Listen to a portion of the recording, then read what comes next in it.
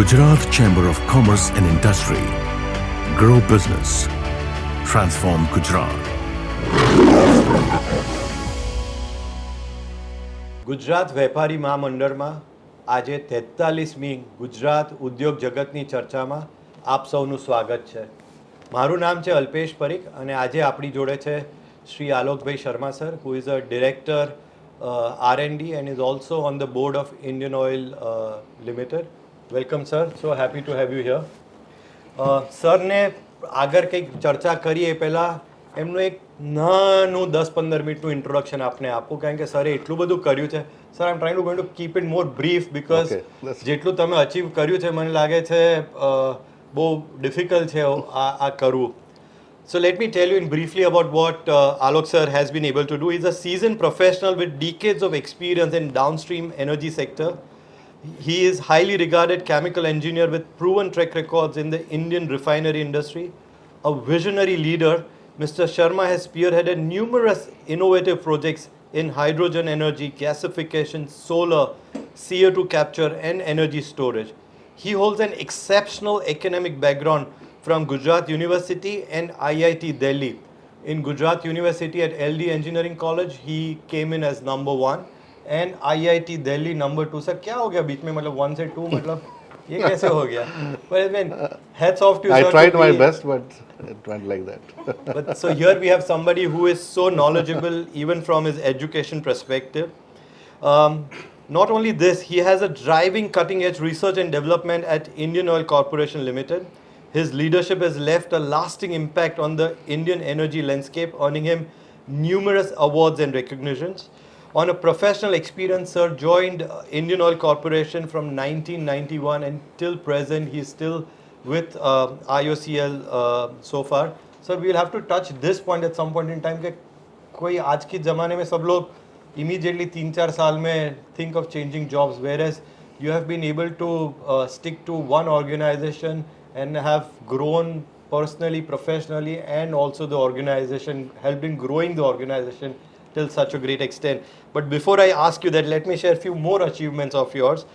His key achievements have been hydrocracker unit, instrumental in establishing India's first hydrocracker unit, food grade hexane technology. He developed the indigenous technologies for food processing, HCNG compact reforming technology, led research that resulted in the nation's first HCNG trials, Clarivate Top Innovation Awards recognized in 2020, 2021 and 2023 for exceptional IP generation.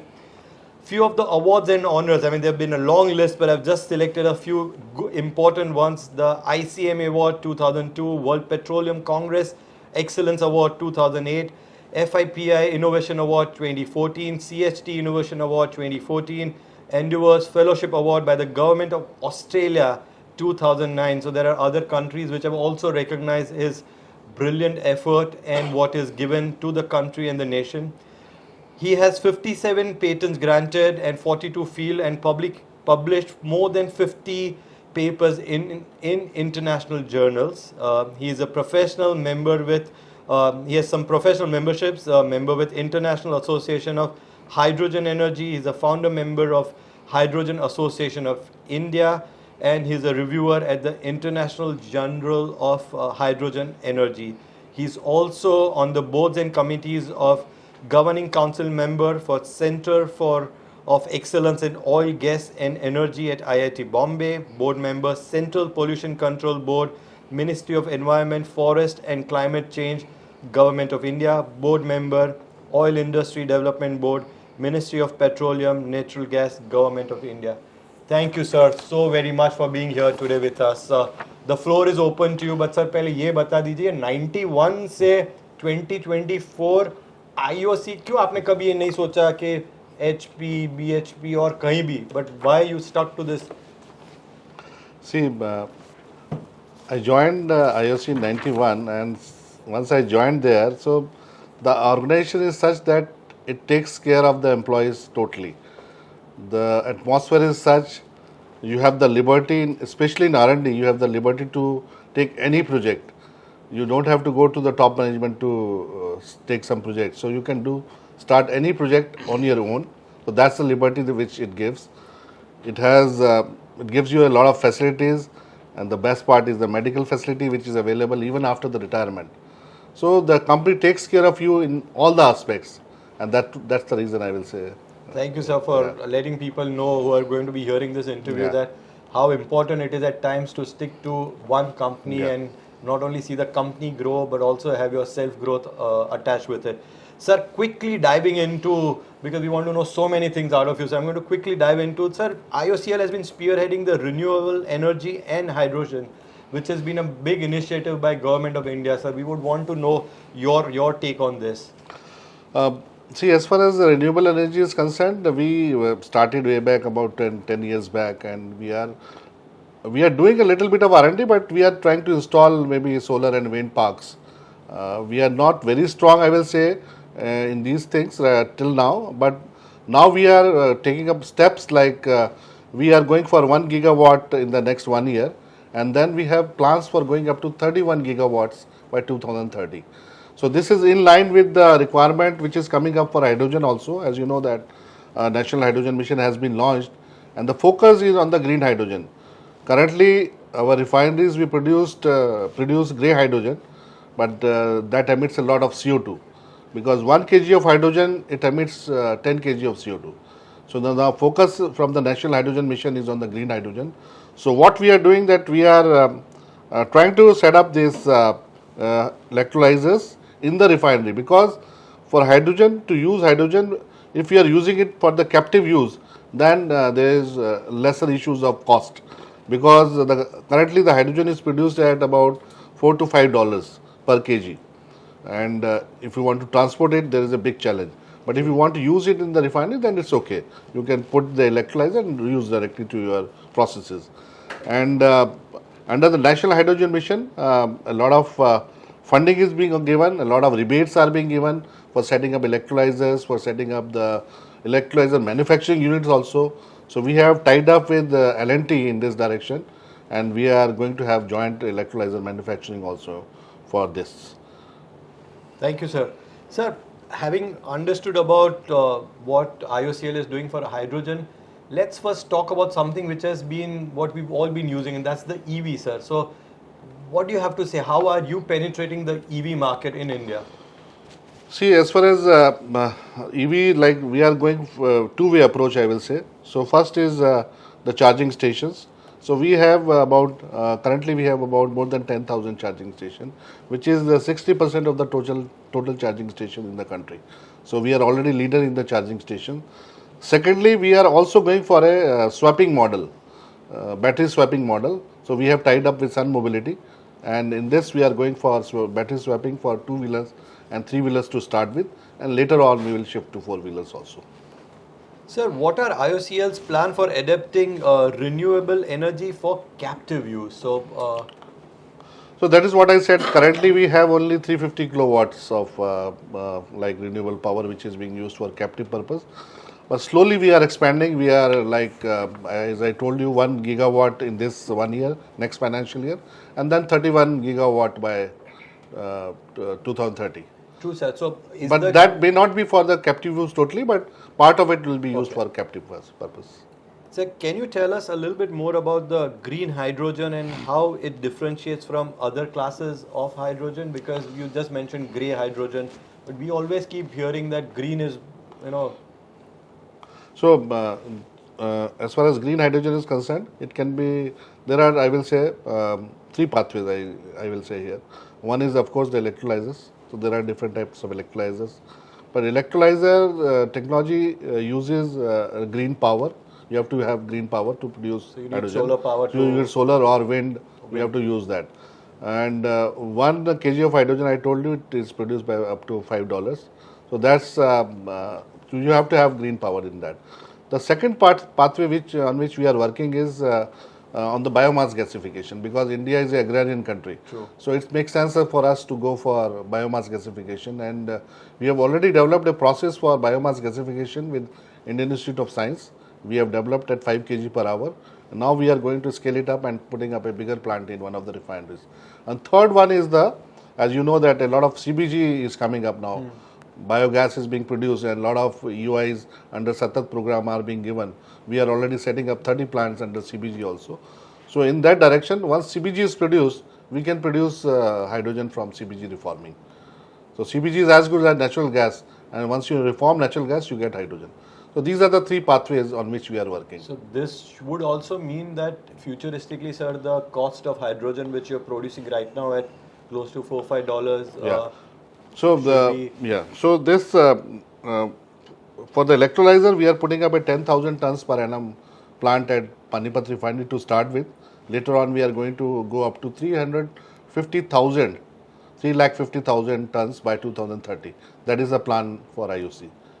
And biomass gasification, we have calculated the cost. The cost is coming about $2 from biomass gasification for producing hydrogen. So that's a very good pathway. And CBG reforming also is about 150 to 200 rupees. So that's about $2 to $3. So these are the, I will say, better pathways than electrolysis.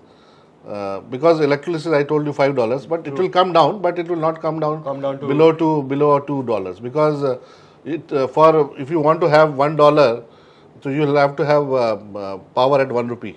True. So that's, I think, not feasible from my point of view. Very true, sir.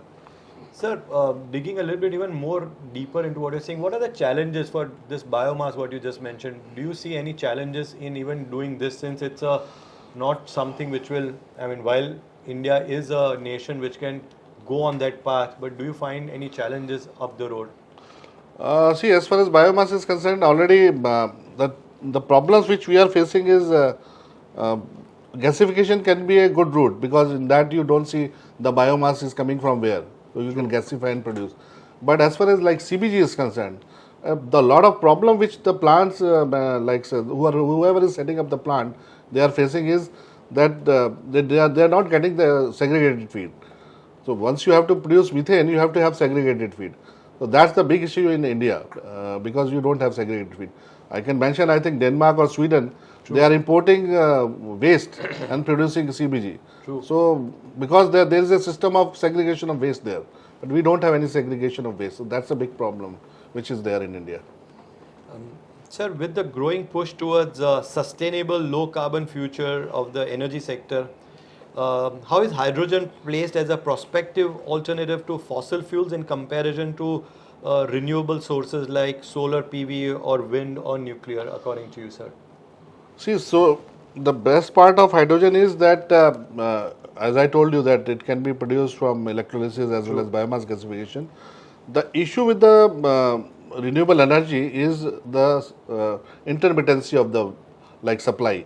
Once solar is not there, so again you have to your things are shutting down or something like. So hydrogen can play a role of like storage, as a storage media for electricity, because if you want to go for storage of electricity in batteries, that's a huge cost and a lot of issues of batteries also have their issues. So hydrogen can play as a very good role for storage media for the intermittency. So whenever the power is there, you can produce hydrogen, store it, and when you want to use it, you can use it. So compared to the oil and gas industry and the conventional power sector, how far are we in achieving the engineering maturity for the hydrogen sector in terms of, you mentioned that storage captively we can do, but transportation is a difficulty, safe utilization of it, accidents. I mean, Indians are known that we do not take care of our SOPs. We are, sort of inborn in us that if something है तो उसको तोड़ा कैसे जा सकता है, जुगाड़ू कैसे हो सकता है. So how do you see these things, and how do you think that you will be able to mature enough the market for it to even come out that way? Okay, so I will cover from different aspects, like production of hydrogen. Electrolyzers are there, but in India there is no company who makes electrolyzers, so that's a big challenge. So in that direction we are tying up with L&T.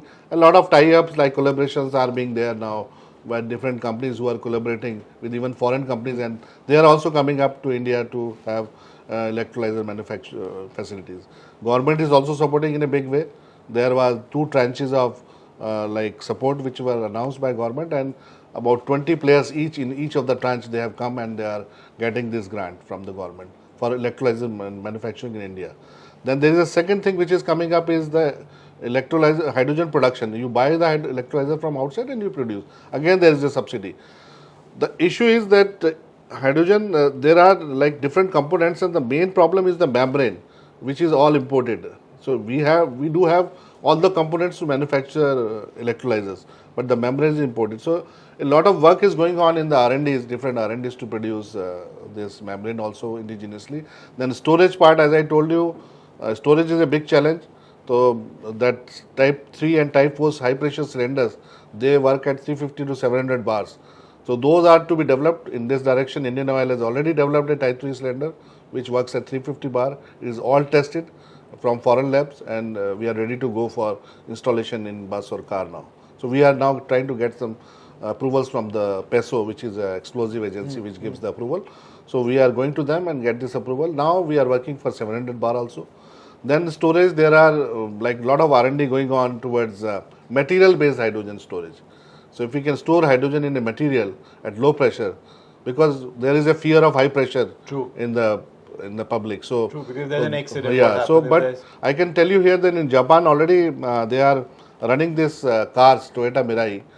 So they are running this for last 7 years, and there is no accident, and they are using hydrogen at 700 bars, and it is also being run in Europe and USA. So they are already using it, and their stations are there which store hydrogen up to 1000 bar, and they are filling these cars at 700 bars and running. We also have a station in R&D where we have pressures of 550 right now. We are filling up to 350 bar only right now. Sir, but all said and done, India does lack the necessary infrastructure, and are we then on the path to create that low carbon economy, because we'll have to be carbon neutral at a given point in time? Now, are we on that path? Are we doing that? Is our infrastructure catching up to that level, or have we initiated the processes to catch up to that infrastructure, or we are just talking? I mean, beyond IOCL doing so much, what is your overview of the nation and which way are we moving forward? See, as I told you that National Hydrogen Mission, government has announced 19,000 crores of rupees. So, a lot of funding available for all demonstration, for R&D work. So, government is pushing a lot in this direction to have all indigenization of the electrolyzers and other associated things. In the biofuels, there is a mandate of 20% ethanol blending in gasoline. Again, the government is pushing, they are giving money to have put plants for there is a terminology I will call here 2G ethanol. The 1G ethanol is what you get from the sugar mills and other things. There is a 2G ethanol which is coming from the rice straw and other things. So government is giving a lot of funding that you put these plants and you will get some viable gap funding. In fact, from the Maharashtra government. has one of those big plants. Maharashtra 2G plants are only, the plants are being set up only by the oil companies right now. Maharashtra is all this 1G only. So again, government is basically promoting that you have to blend this, and it is also giving the cost like the selling price is being fixed so that the manufacturer is not at loss. True. So that way things are moving. A lot of new things coming now. Damaged grains is being given for producing ethanol. Then recently dented corn. So many new things are coming up which are targeted for producing ethanol. CBG is coming up in a big way, as you know, but the issue of that segregation of waste is to be solved. Then there is a new thing which is coming up. Just want to mention here that even in the coming days, aviation fuel is going to have a major jump in India. So right now we are at about 6 million metric tons per annum, and as per the there is a planning commission in Ministry of Petroleum, which says that it will go up to 45 million metric tons by 2047. So the major jump will be in the aviation fuel. Other things will go a little bit up and then they are going to stagnate. But aviation fuel is the one which is going to. But the mandate which is coming up, that you have to produce this sustainable aviation fuel through bio route only again. Okay. So this ethanol, whatever is being produced, so ethanol to jet fuel, that is also being talked. And there is one more pathway on which Indian Oil is working, is this used cooking oils. The used cooking oils also can be converted to aviation turbine fuel. And what we are trying to do is we are putting up, we have a plant in Panipat refinery and our other refineries also. What we are trying to do is we are getting this used cooking oil and we'll co-process this with the Caro stream. the kerosene stream, and we'll try to produce that sustainable aviation fuel. So we have started working on all these aspects. So these mandates are likely to come by 2027. 1% SF blending in overall aviation fuel. So that's a mandate which is coming up. Sir, I'm sure every housewife is going to have a stock of aviation fuel because their used cooking oil is definitely going there. No, because the issue here is that we don't have that policy. In different countries outside, they have a policy one time use and then throw. True. But in our country, it goes, I think, till the end. Yeah, we do it till it reaches the cancerous stage. Yes. That's the problem. That's the yeah. problem, because once you eat that, you can easily come out like it's a little bit bitter, and once it is made from the used cooking oils. That's some great learning, sir. I wasn't aware of that, in fact. Sir, is there a possibility of repurposing the current infrastructure for hydrogen storage and its transportation? कि हम हमेशा बात करते रहते हैं कि आपने you've done this for the car, permissions awaited, but transportation कैसे होगा? What sort of things are there up in the pipeline? See, as far as hydrogen is concerned, we did a study only about 4 years back. What we did, that we tried to put hydrogen in CNG. So this was started way back 10 years back, but we did a lot of study at R&D, and we dosed about 5 to 30% of hydrogen, 5, 10, 15, 20 and 25 and 30. And we saw that 18% of hydrogen is optimum, which can be used in the current CNG engine. So we can put 18% of hydrogen in the CNG engine, we can use it. It gives you 5% mileage improvement, it gives you emission reduction, but the issue is the cost of hydrogen. So the cost of hydrogen is higher, so nobody will put it till the cost comes down. So that's the major issue. Then hydrogen can also be added to diesel engines also. So there are a lot of work going on that we are trying that if we can improve the efficiency of diesel engine also. Then as far as transportation of the hydrogen is concerned, I told you that for the captive use it is okay. True. But once you are coming to the transportation, then there are options like I told you, a lot of work going on the storage like high pressure vessel, then metal organic frameworks and metal hydrides. These are the materials which are being developed. So these materials can store hydrogen, and once you require, they can dissolve hydrogen. You need some temperature. So you can have a fuel tank where hydrogen, there is a material inside, where hydrogen is pushed inside, and once you are like starting that car or scooter, you can release that hydrogen use. But they are at R&D stage right now, so we cannot store more than 3 or 4%. Sure. And final thing, so all these CNG pipelines, we are trying how much of hydrogen can we push in these lines. So this is a big project which is going on across the world, I will say. People are trying that if we can produce hydrogen at one location, we can transport it through the CNG line, and then we can take it out and separate hydrogen and CNG. So that's a big one going on, and I was part of a committee which is ISO 197. So we have finalized that up to 20% can be transported in the CNG line, and it can be taken out at some other location. So those sort of things are going on parallelly. So basically, a CNG unit could have a hydrogen unit next to it, get into the CNG carrier, transportation, go to the CNG maybe pump. CNG line is there. You can put a hydrogen plant. You can put hydrogen and take it out. Take it out. Oh, that's a possible. That's possible. Sir, would that mean that it could give more employment to MSMEs or medium and small scale industries? Do you see them finding some job opportunities? See, as far as MSME these are concerned, I think these electrolyzers and will not get. The electrolyzer, they will get a lot of things are there as part of making these electrolyzers. So those things can be one part, and there is one technology I think for usage of hydrogen for automobile sector. It can be used in IC engine, but the IC engine for hydrogen right now they are under development. And the thing which is being used in the like cars, I told you the Mirai car. So they use fuel cell. So again, fuel cell is reverse of electrolyzers. So there also a lot of opportunity will be there for MSMEs to make parts of those fuel cells, because there are a number of parts which can be which are required to make this fuel cell. So fuel cells are the one which have more efficiency than IC engine has about say 30% of efficiency. Hydrogen IC engine 30 to 35, but fuel cell can go up to 60%. And they don't need to be within a certain distance of the refineries. The fuel cell manufacturer could be This anywhere is part of the world. this is and not ship it related to refinery at all. True. So they can then ship it to that. So Yes, that it's yeah. a overall blanket. because this will be more linked to the OEMs of automobile sector. True. So that's a possibility for MSMEs. Oh, because fuel cell is not part of refinery as such. Yeah.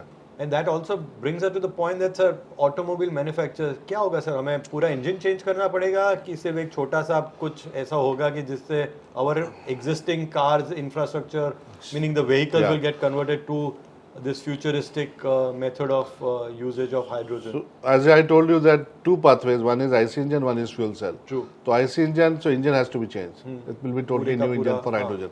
So already a lot of people, Tata Motors, Volvo, and they are already working on the Ashok Leyland. True. So we are also part of this like joint collaboration. We are the part of this manufacturing of this. And parallelly, the second thing is fuel cell, where there are some leaders in the world. IC engine, more or less across the world, not many developments have taken place. IC engine is picking up again, because the best part of IC engine is, hydrogen IC engine is, that it can use a little bit of impure hydrogen also. But once you go to the fuel cells, they need 99.999 hydrogen, no impurity at all. So that's the green so hydrogen. fuel cell is the one where we are also working. Indian Oil is also working. We are trying to develop, because it makes more synergy for us to go for a fuel cell and hydrogen rather than going for a battery. Fair enough, sir. Sir, tell us then, what's the difference between this grey hydrogen and pure, impure? मतलब क्या होता है? मतलब हमारे तो सही water है, उसमें hydrogen होता है, तो मतलब कैसे? So grey hydrogen is refineries are and fertilizers are the largest producers of grey hydrogen. So grey hydrogen is being produced from natural gas or naphtha. So we reform this, we call reforming process. We put natural gas plus water, it gives you hydrogen, and so that is what the reforming process is. And then this is called grey hydrogen. If you are able to capture the CO2 produced, because 1 kg of hydrogen production, it emits 10 kg of CO2. So if you are able to capture that CO2, so that's blue hydrogen. The green one is electrolysis of water using the renewable energy. Right. So all these chloroelectric industries, you know that they've also produced hydrogen. So that hydrogen is a byproduct for them. But they are selling it right now, because this is a byproduct, so they get value from selling it. But the process they use is green, but the power they use is not green. So right now it is not green. If they are able to use green power, then it will be green hydrogen. It's a blue hydrogen. It's not blue, it's a sort of in between, I will say. Because process is already, electrolysis process is green.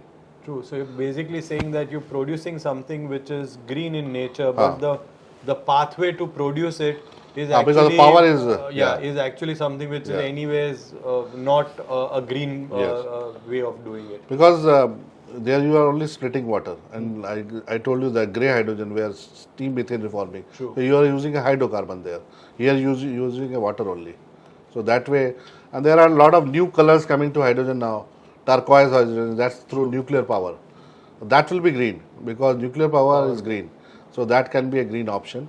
Then there are different colors are coming up now. But though the hydrogen is a colorless gas. So sir, are you or the IOCL or the Indian as a nation worried about that? People could end up producing it in the wrong way just to make a quick buck, because there are always two sides of a coin.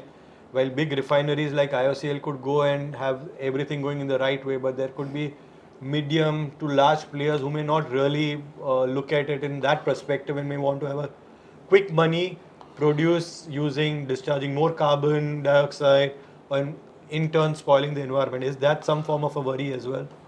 No, see, as far as green hydrogen is concerned, there will be some agencies like, for the ISO standards, like TUV, DNV. So there will be some agency who will certify that. So, and moreover, this is a quite sophisticated area, I will say. True. So it's very difficult for some local players or somebody to come in this. It has to be some big companies or maybe some smart companies rather to produce this, rather than any smaller players in this.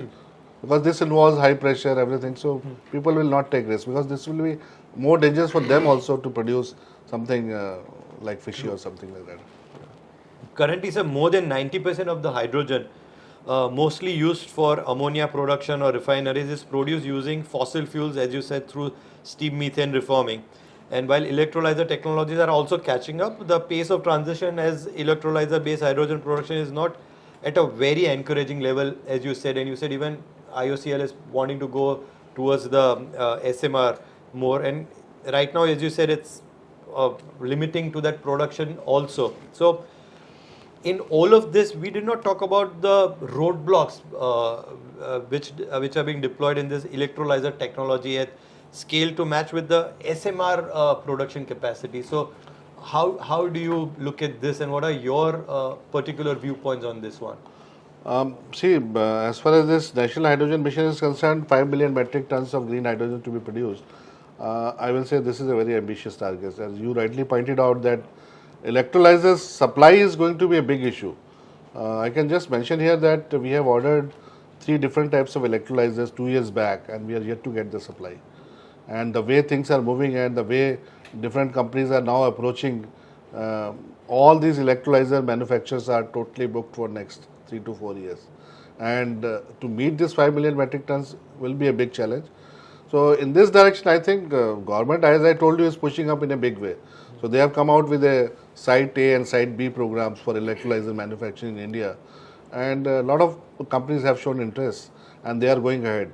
But that will take some time. No, they are getting signed an MOU or has gone into actual. 20 have been shortlisted, but they will be going ahead with the fund. They will be getting funding from the government, and they will be going ahead for manufacturing the electrolyzers in the country itself.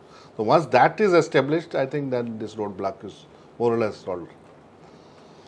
So it's understandable that the levelized cost of hydrogen using electrolyzer is not comparable to the SMR based approach. But at least the transition, even at a higher production cost, could trigger the wider development, and the cost may be optimized through economies of scale. Do you think that's something which is really a long-term solution or a short-term path to a longer-term solution, or not really? In this direction, what I will mention here that the oil companies have already taken steps. They are being mandated. I will sort of mandate it that you have to produce hydrogen in your refineries through electrolysis pathway, green hydrogen. So we have already, as I told you, 350,000 tons per annum by 2030. So similarly, all the other oil companies have taken action, and out of the 5 million metric ton, 1 million metric ton will be through oil and gas sector only. So that mandate is already there. Parallelly, Bureau of Energy Efficiency, they are working. They want to give some mandates to other industries also parallelly. So this way only I think we can bring in, and moreover, as I told you that other programs which are there, Site A, Site B for electrolyzer. So all these things will certainly bring down the cost of hydrogen. And currently, as I told you, $4 to $5 per kg of hydrogen is being produced. And by reforming in the other process which is there in the refineries, we produce by up to $2. So there is a gap of $3, I will say. So that $3 to come down, I think it will take at least 5 to 6 years.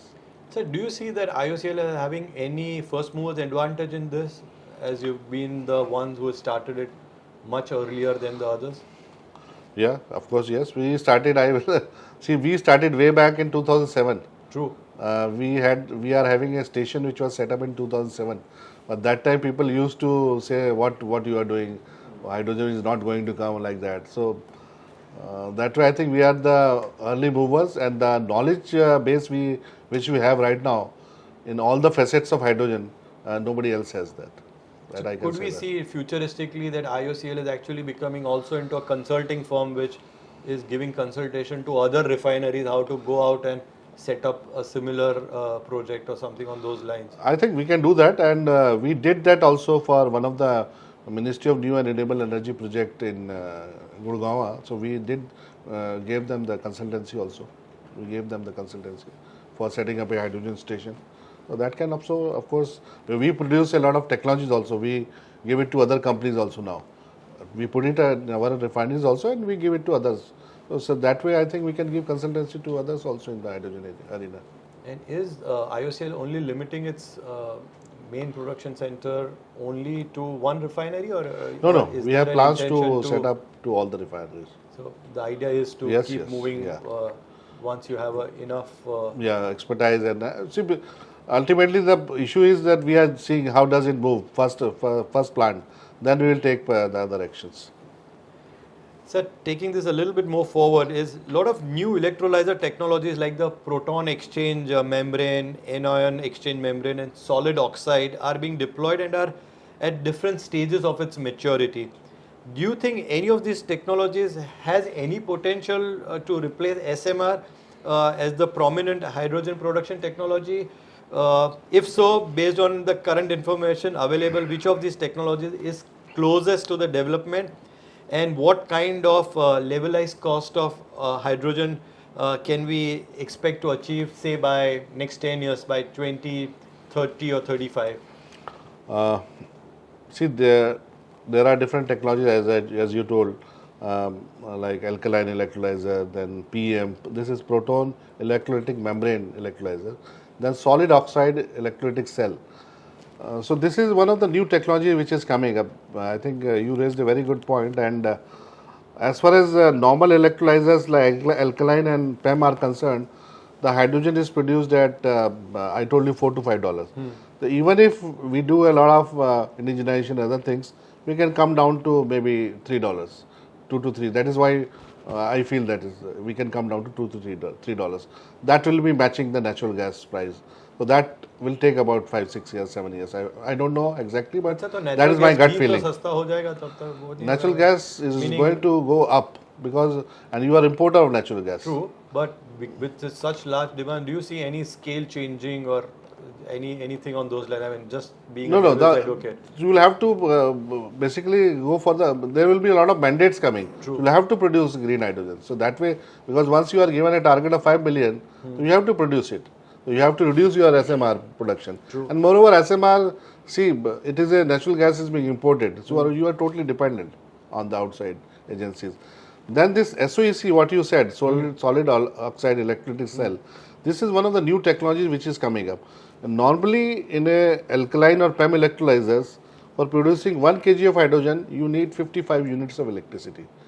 So electricity, if it is there, say I will 3 rupees, I'm just saying, so you can go up to 165. Then there is a water requirement, there are some associated auxiliaries, then the price of electrolyzer, so you have to take that also. So even if we take 3 rupees power and everything normalized, so we can go up to say 240, 250 rupees. So that will be $4, 3.5 to $4. But solid oxide electrolytic cell is the one which is right now at the, I will say, demo scale. It has crossed the R&D stage. It uses only 33 units of. Okay. So you can have 1 kg of hydrogen by 33 units. That instead of 55. So that's the big advantage. But it is at demo scale. Once it is scaled up, I think that can be a game changer. Almost brings it that down can to be a game changer. That's some brilliant input, sir. Sir, is there anything else you may wish to share with our august audience regarding your expertise on this subject, your learnings, and how do you see the India hydrogen shaping up in the coming future, and what are IOCL's particular things that you know will be for them to also take it up as a challenge or to move forward? See, I will say that we are entering an energy domain now. So fossil fuel is all gone now. So we are entering an energy domain, and we are keeping this in mind because there will be many players now. IOC is big, everybody knows that. But in the coming scenario, there will be many players, and they will be some smaller companies, medium, larger. So everybody will now come in this zone. True. Already we are seeing that a lot of EV, in the EV sector, a lot of new players are coming.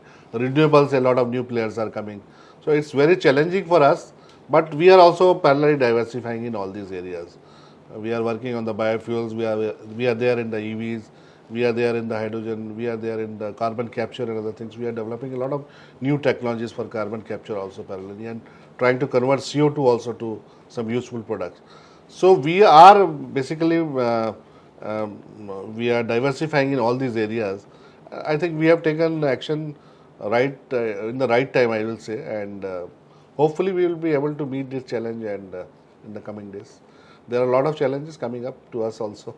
So But as far as Indian Oil and fossil fuel is concerned, I think next 20 years it's not going to see a lot of change unless something remarkable comes up or something new comes up. I think next 20 years, because as far as energy scenario is concerned, our energy requirements are also increasing. True. So new things are coming, but our energy requirement is also increasing. So we have to depend on fossil fuel also. And as far as our Honorable Prime Minister's goal is concerned, 2070 net zero. True, net zero. So net zero doesn't mean that there will be no fossil fuel. Fossil fuel is going to be there in 2070 also. But we have to capture that CO2 which is being emitted. So it has to be, whatever is being produced, you are able to capture that. So that way I think things will move. Sir, how do you take care of the mindset of your organization? Because this is a big mindset change, because IOCL has been such a big player in the petroleum industry. And now all of a sudden, as you rightly say, there will be so many players, big and small, coming into it. And smaller ones could actually have bigger inroads also, possibly speaking. So how do you work on your back-end mindset to see that your employees or people associated with IOCL are on that right track? So in this direction, I think I will say that we have in our organization we have formed. There is a business development group already there, but now we are diversifying. We are having the dedicated teams to handle renewable energy for hydrogen. There is a dedicated team now being developed for these areas. Also, they are being given normally a lot of trainings are given to them, be it outside India or like here also. So we are getting that manpower being trained for all these new things which are coming up. And we are also, as I told you, that in the EV side we have collaboration with Sun Mobility. With battery we are now collaborating with Panasonic. We have a aluminum air battery also we are working, where we are collaborating with FIPI Energy of Israel. Then electrolyzer manufacturing we have L&T. So we are trying to collaborate, because these are the areas where you cannot start from the scratch. True. So you have to have some collaboration with other companies who have some expertise in these areas. So that way we are going in a collaborative mode to tackle these challenges in the coming days. Sir, EV and hydrogen, which one do you think is going to be the one running the longest, or which is the marathon runner for us, or which is the 100-meter run? See, by 2070, I will come to your point, there will be a lot of energy mix. 2050 especially, I will say. After that, I don't know. But there will be a lot of energy mix. Fossil, EV, hydrogen, everything, biofuels.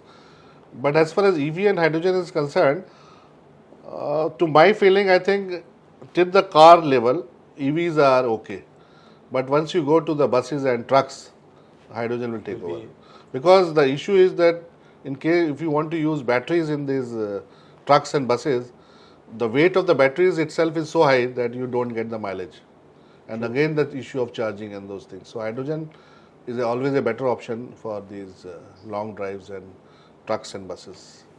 And fossil fuel will remain, so which means till and until you do not feel guilty of using a fossil fuel, Yes. people will keep. Of course, this is a natural choice. You cannot have, once you are getting a thing economically, how can you ignore that? And moreover, I think in this direction, there are talks about using Indian coal, because whatever source of energy we have, we should use it. True, sir. So, sir, finally, on a lighter note, our audience would always want to know कि sir, hydrogen अगर इस्तेमाल कर भी लिया तो average कितना देगी हमको? So see, I will just give you example here, because we are using these buses as well as car also. That Toyota Mirai car which is there with the Honorable Minister Gadkari ji. True, Gadkari so that sir comes uses for it, true. filling to R&D. Okay. That is being filled at our R&D center only. And I have been to Japan and I sat in Toyota Mirai, and they have Sora buses. They call Sora. Sora bus, true. So this car which is there, in one fill of 5 kg, it goes up to, now initially it used to be 500, now they say it is 750 kilometers and 5 kg. So 1 kg gives you 125. Oh wow! So it's not 150, sorry. 150 Kilometers. And the buses We are also running fuel cell buses. So CNG gives you, I think, 3 to 3.5 kilometers per kg, and hydrogen gives you about 13 kilometers per kg. Fuel cell buses.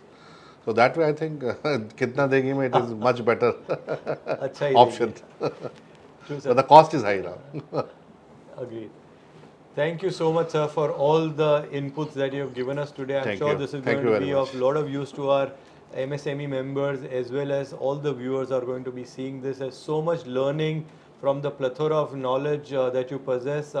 Unfortunately, due to the time constraint, we are only able to extract a little bit of that out of you, but we would definitely want that we can invite you back again here at Gujarat Chamber of Commerce and Industry and learn more from you and see to it that our audience, our members learn more from all the knowledge that you possess. And at any point in time, sir, if Gujarat Chamber of Commerce and Industry can be of any help to IOCL or participate in the progress of the nation, be assured on behalf of our President, Shri Sandeep Bhai Engineer, I can say that we'll be always be happy to be part of the progress of our nation. Thank you, sir, once Thank again. you. Thank you for the being here. invitation. Thank you very sir. much. Gujarat Chamber of Commerce and Industry. Grow business. Transform Gujarat.